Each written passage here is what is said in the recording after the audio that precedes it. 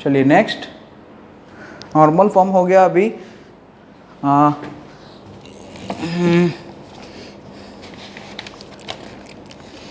अच्छा, अब normal form से बाद, नॉर्मल फॉर्म के बाद जनरल फॉर्म, स्टैंडर्ड फॉर्म। ये फॉर्म नंबर 5 हो गया। अब form number 6 standard form, general form भी बोल सकते हैं हम उसको, स्टैंडर्ड फॉर्म या जनरल फॉर्म जो भी बोलो आप, वो तो हमने वैसे। लेकिन अभी हम कन्वर्जन सिखाएंगे कि स्टैंडर्ड फॉर्म STD या जनरल फॉर्म भी लिख सकते हैं।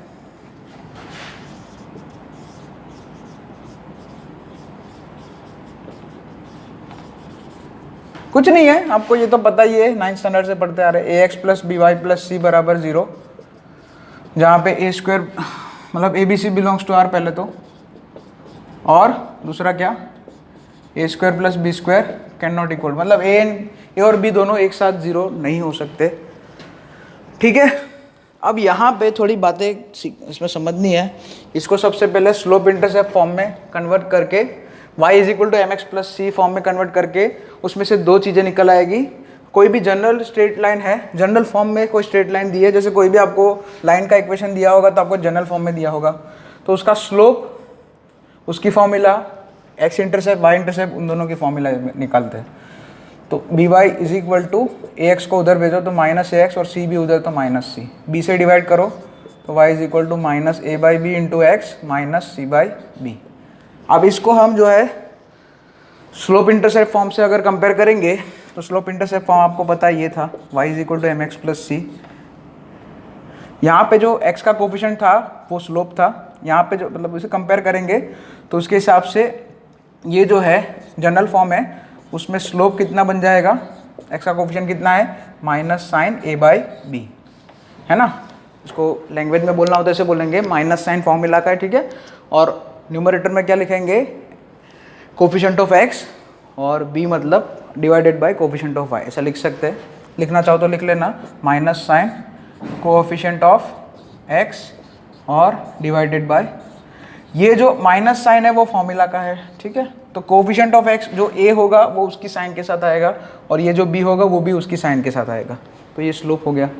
और ये जो दूसरा होता है वो हमारा y इंटरसेप्ट होता है। तो यहाँ पे जो लिखा है, अच्छा यहाँ पे प्लस करके इधर माइनस, मतलब इसको ऐसे लिख देते हैं, देखो, a/b -a/b × x + -c/b।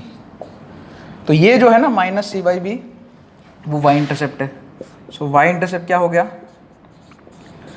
y intercept क्या हो गया, -c/b।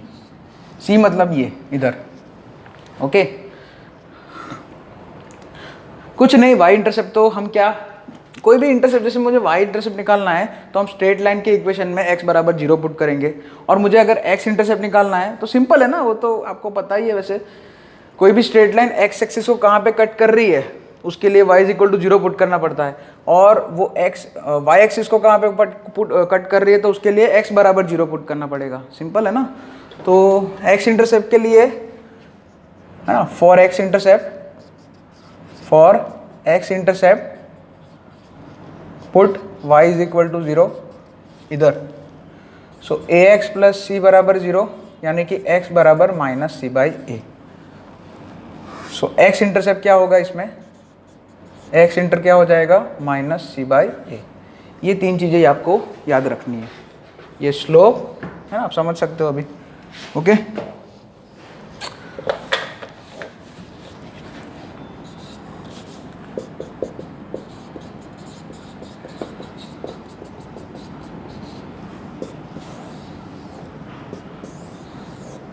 और ये x इंटरसेप्ट, तीनों चीज़ें आपको दिमाग में, ये फॉर्मूला तीनों याद ही रखनी है आपको, ठीक है।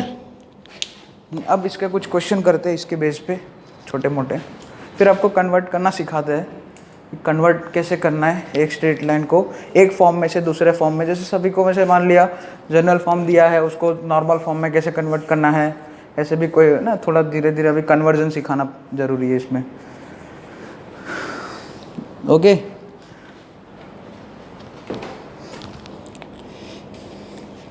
नेक्स्ट क्वेश्चन लिखो,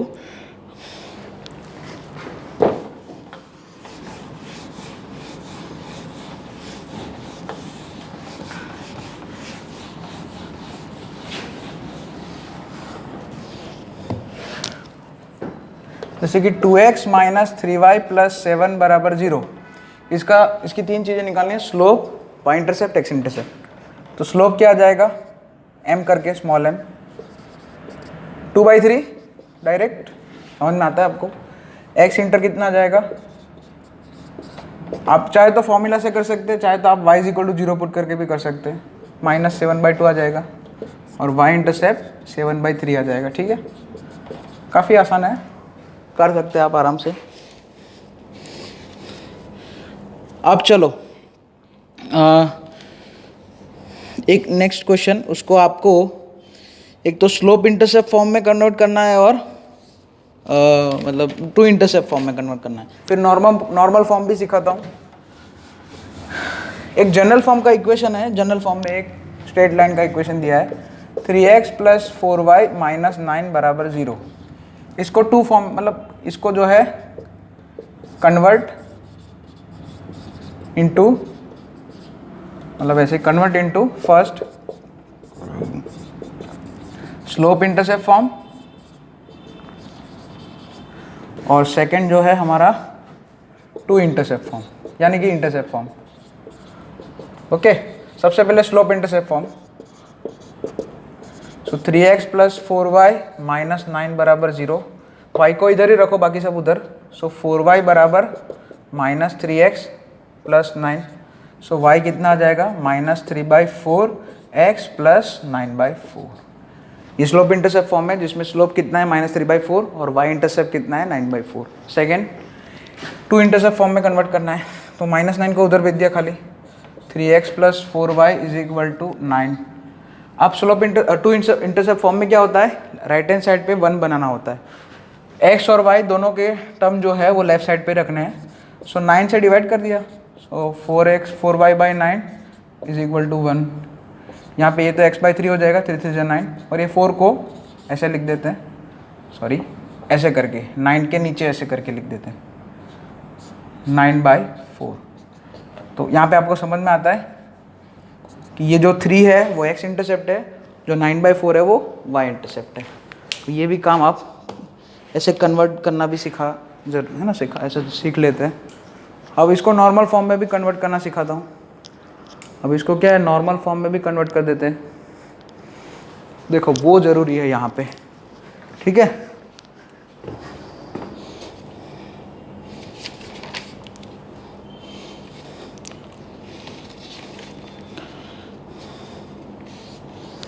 अब इसको नॉर्मल फॉर्म में कैसे कन्वर्ट करना है, चलो ये दोनों तो आ गए आपको, ये तो आसान था। सबसे पहले मैं नॉर्मल फॉर्म लिख लेता हूँ। नॉर्मल फॉर्म क्या था, x into cos alpha plus y into sine alpha is equal to P. अच्छा, राइट हैंड साइड पे ये जो p है वो ग्रेटर देन 0 होना चाहिए। लेफ्ट हैंड साइड पे x के साथ कॉस अल्फा है, y के साथ साइन अल्फा है, ठीक है। तो यहाँ पे अभी इस इक्वेशन को देखो, सो 3x प्लस 4y -9 उधर भेज दो तो 9। अब सुनो, इसी को डायरेक्ट कंपेयर नहीं कर सकते डायरेक्ट कि sir p is equal to, देखो ये पॉजिटिव तो आ गया, नॉर्मल की लेंथ 9 हो गई, कॉस अल्फा 3, लेकिन यही प्रॉब्लम है, कॉस अल्फा को 3 थोड़ी बोल सकते। कॉस अल्फा की रेंज क्या है, -1 से 1। और उसी तरह से साइन अल्फा, जैसे यहाँ पे y के साथ साइन अल्फा, मतलब यहाँ पे 4y है तो sine alpha is equal to 4 करके ऐसा नहीं लिख सकते, नहीं, गलत है। तो कॉस अल्फा की वैल्यू और साइन अल्फा की वैल्यू ग्रेटर देन 1 है, तो उसको उसके रेंज में लाने के लिए एक फॉर्म आपको ट्रिग्नोमेट्री में सिखाया था। आपको कभी कल उठ के a cos theta plus b sin theta form आए तो आप क्या करते थे, जैसे f ऑफ थीटा करके कुछ ऐसे आ गया, इसको अगर मुझे थोड़ा सिंप्लीफाई करना है, यहाँ पे ये जो है cos theta b sin theta है, a और b उसको भी मुझे cos साइन में कन्वर्ट करना है, a और b की वैल्यू है ना मुझे -1 और 1 के बीच में बनानी है, तो मैं √a² प्लस b² से डिवाइड और मल्टीप्लाई करता था, याद है, √a² प्लस b² से डिवाइड और मल्टीप्लाई करते थे। तो बस यहाँ पे अब जो है ये 3 और 4 की वैल्यू को 1 से कम बनाना है मुझे। 3 और 4 की वैल्यू को, ये जो है 3 और 4, x का कोफिशिएंट और y का कोफिशिएंट, उन दोनों को मुझे है ना 3x plus 4y is equal to 9 है ना। तो यहाँ पे ये जो 4 और 3 है उन दोनों को मुझे 1 से कम बनाना है। सो √3² प्लस 4² कितना हो जाएगा, 5 है ना। तो मैं पूरे इक्वेशन को 5 से डिवाइड कर दूंगा, या ऐसा बोल दूंगा लेफ्ट साइड पे मैंने 5 से डिवाइड किया और मल्टीप्लाई किया, यानी कि ऐसा हो जाएगा 3/5 into x plus 4/5 into Y is equal to 9/5, है ना।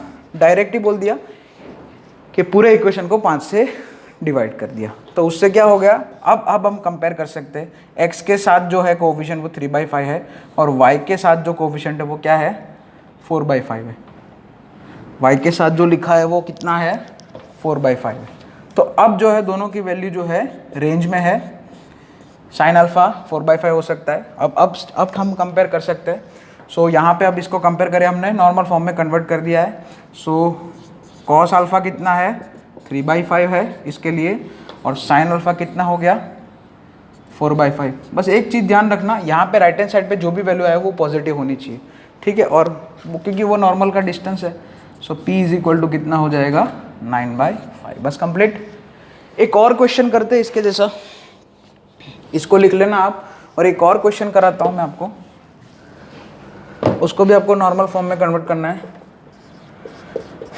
और कॉस अल्फा, साइन अल्फा और p की वैल्यू आपको बतानी है।